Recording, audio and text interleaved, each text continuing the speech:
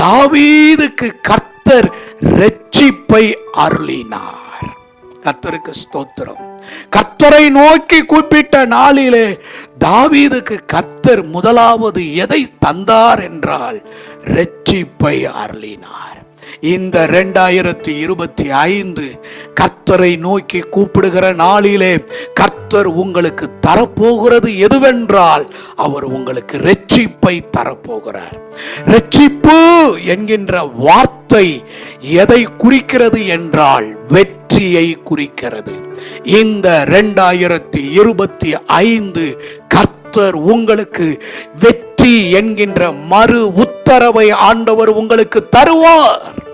நீங்கள் இந்த வருடம் வெற்றி அடைவீர்கள். ஆண்டவர் இந்த வருடம் உங்களை வெற்றி சிறக்க பண்ணுவார். இந்த வருடம் தோல்வி என்பது உங்களுடைய வாழ்க்கையில் இல்லை.